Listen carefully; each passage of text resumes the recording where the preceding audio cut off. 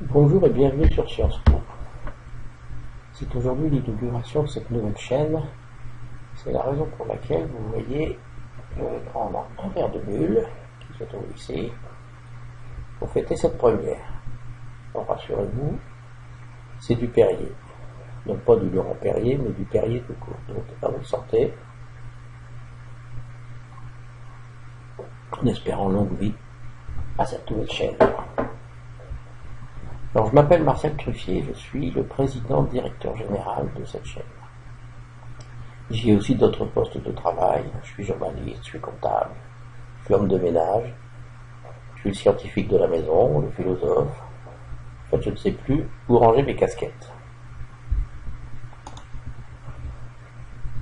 Cette chaîne, c'est une chaîne d'expression généraliste. Pourquoi est-ce que j'ai choisi le titre Sciences Po ?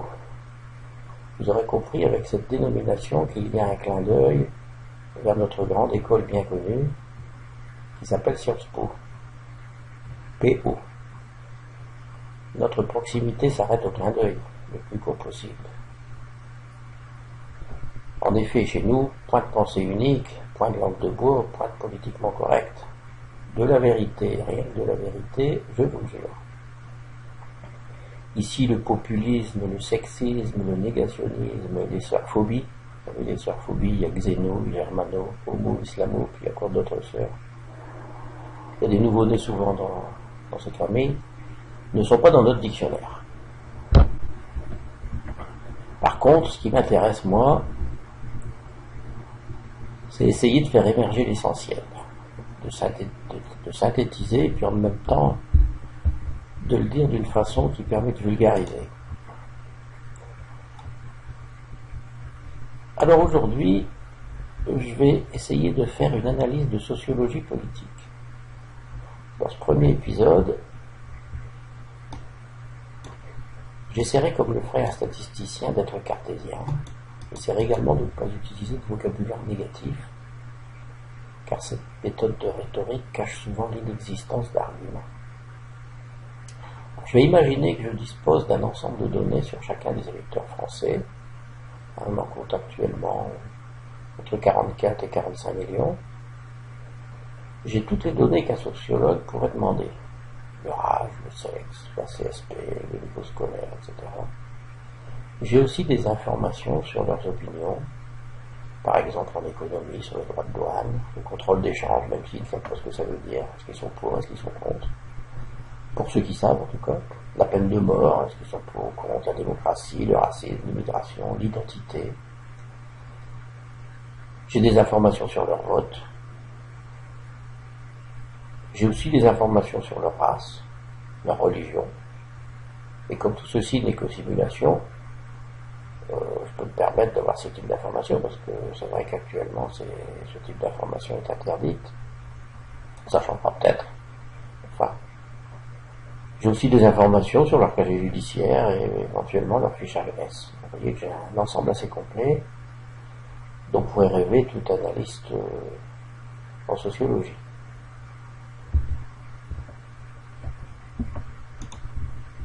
Alors ce que je vais chercher à faire, je vais travailler comme un statisticien.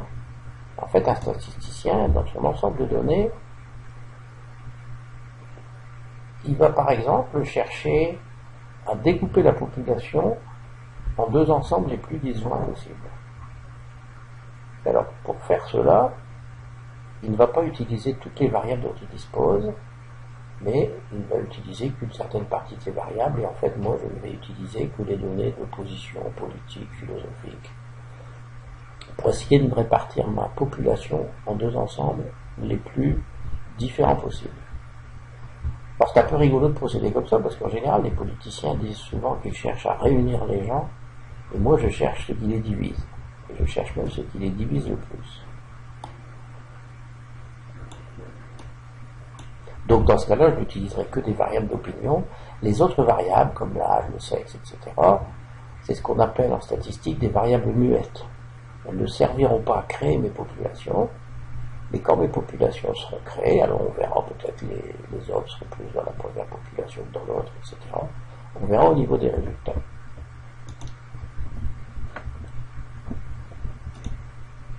Alors, je trace un trait, puis je vais choisir donc la première variable qui sort de mon logiciel de statistique imaginaire, à partir d'un fichier imaginaire. Et en fait, le premier caractère qui sépare le plus notre population, c'est la position des uns et des autres sur l'économie. Certains sont pour la protection de l'économie, et d'autres sont pour l'ouverture de cette économie. Alors, je n'essaierai pas de... Vous voyez, je ne vais pas employer de mot négatif, je vais mettre protectionniste, pour dire ceux-là ils sont mauvais, ceux-là ils sont bons. Non. Il y a des gens qui sont pour la protection, ils ont des raisons, et il y a des gens qui sont pour l'ouverture, ils ont aussi leurs raisons. Alors, on voit donc qu'il y a donc, après ce découpage, mais il y a finalement deux ensembles de populations. Et là, on peut analyser les autres variables, comme la CSP, etc. Et en fait, parmi les gens du groupe protection, il y a plutôt les ouvriers, plutôt les pauvres, plutôt des peu diplômés, plutôt des gens d'extrême gauche, ou des gens qui votent FN.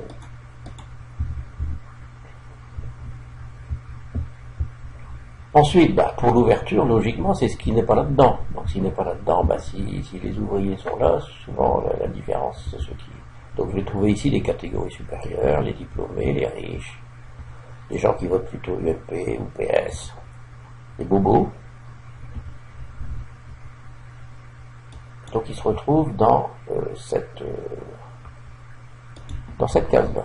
Donc, ça, c'est le premier découpage. Donc, vous voyez déjà au premier découpage, on a quand même finalement une certaine proximité, on verra que ça ne durera pas, mais une certaine proximité entre les deux extrêmes, alors que là on a une certaine proximité entre les deux parties du grand centre. Alors maintenant que j'ai fait ce premier découpage, je vais employer la même méthode sur chacune des deux populations qui est découpée, et puis là je vais chercher à partir de là la nouvelle variable qui va séparer le mieux celle-ci en deux ensembles différents et séparer en même temps le mieux celle-ci en deux ensembles donc les plus différents possibles. Le second caractère, c'est en fait la position des uns et des autres sur l'identité. Bon, j'appelle ça identité, on l'appelle aussi maintenant un peu le sociétal, mais je préfère garder le terme identité. Donc certains on a les mêmes modalités. Là, ça s'appelle des modalités en statistique. Vous voyez, en économie, il y avait la modalité protection, la modalité ouverture. En identité, il y a la modalité protection, c'est-à-dire qui veut protéger l'identité, puis la modalité ouverture.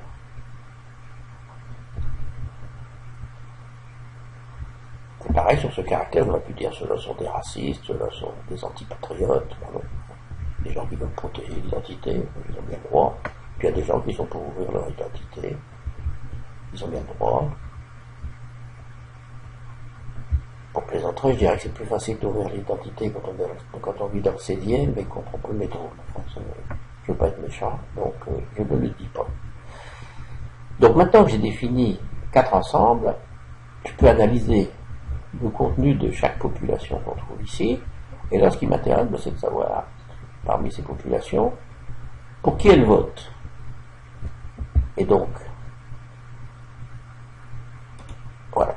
Alors, pour préciser un peu, en statistique, on a ce qu'on appelle un tableau à deux entrées. Il y a une entrée de ce côté-ci, c'est l'économie, avec deux modalités, puis il y a une entrée de ce côté-là, avec la protection, l'ouverture, et donc deux modalités également. Donc c'est un tableau à 4 cases. Alors vous voyez, facile à commenter, hein, dans la première case, on a les gens qui votent pour le FN. On aurait pu mettre aussi un petit parti là, qui s'appelle Debout la France. Et c'est quand même une toute petite partie de la case, donc comme il représente un gros pourcentage, j'ai préféré mettre FN. Ici par contre j'ai mis extrême gauche parce que l'extrême gauche, c'est pas pour rendre péjoratif que j'ai employé le mot extrême, parce que c'est un mot qui est péjoratif, mais c'était pas du tout mon objectif, mais pour rendre compte du fait que c'est une somme de sensibilités qui ne sont pas unies, en fait. Finalement, ils pensent la même chose, mais ils n'arrivent pas à se mettre d'accord pour débloquer. Donc voilà cette entité.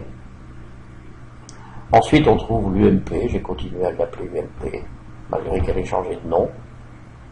J'aime pas trop les républicains, parce que je vous rappelle que on fait dire ce qu'on veut au mot républicain. Hein. La Corée du Nord, c'est une république, hein, et Qui plus est, la Corée du Nord, c'est une république démocratique. Alors, moi, je me méfie toujours des gens qui se disent républicains et des gens qui se disent démocrates. Les mots sont souvent un moyen de tricher sur la réalité des idées. Dans le cas précis, les républicains, c'est plutôt pour faire oublier l'ancien mot.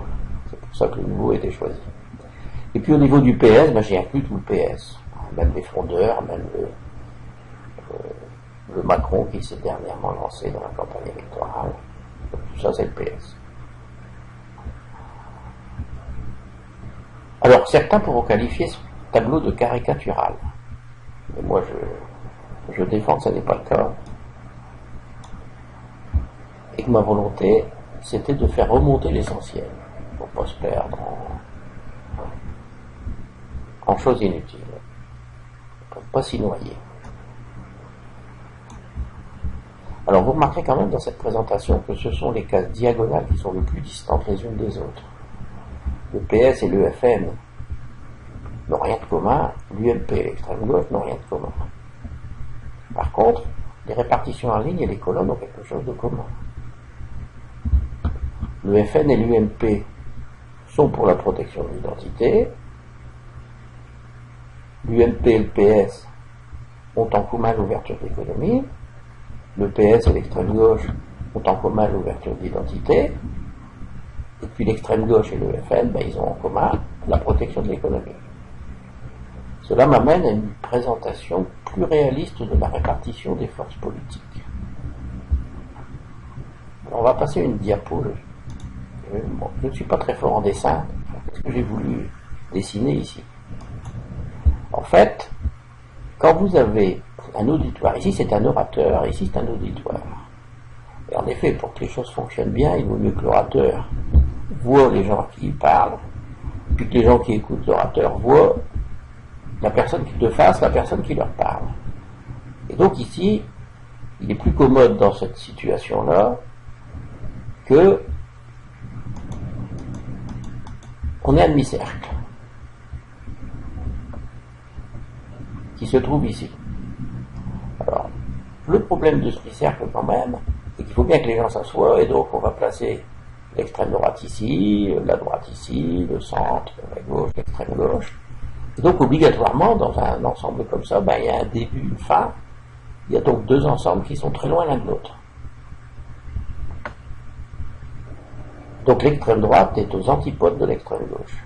Alors que ma présentation précédente montre que ce n'est pas le cas chez les électeurs. Un ouvrier qui vote extrême gauche n'est pas très différent d'un ouvrier qui vote FN. Et d'ailleurs, quand l'ouvrier qui vote extrême gauche il est mécontent, il va voter FN. Ça arrive assez souvent. Donc la bonne représentation aurait plutôt la forme d'un cercle, que j'ai représenté ici. Ça me paraît être une bonne représentation au niveau des idées des individus, des électeurs.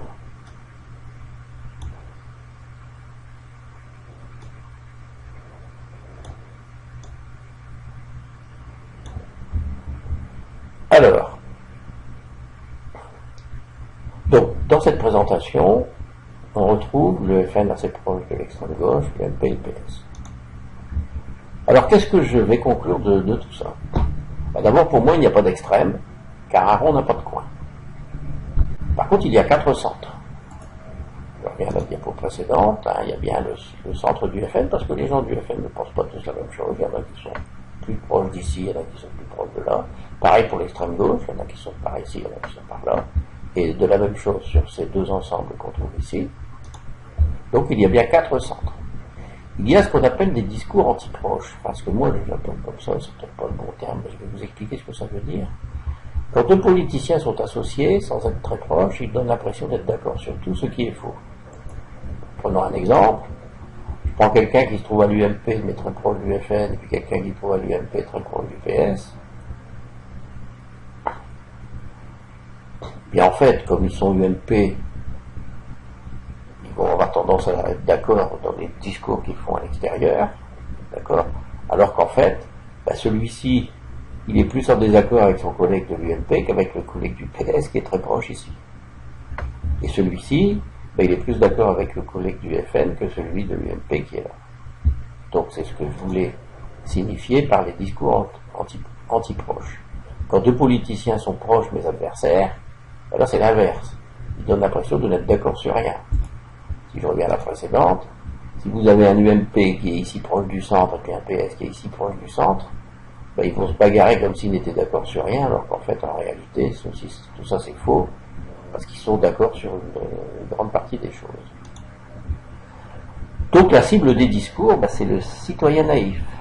Et je voudrais qu'avec une vue telle que celle-ci, eh bien, ceux qui m'ont écouté, ils n'étaient peut-être pas naïfs avant, j'espère pour eux, mais s'ils l'étaient un peu, qu'ils le soient un peu moins. Voilà, c'est terminé pour ce premier épisode, et puis à la prochaine.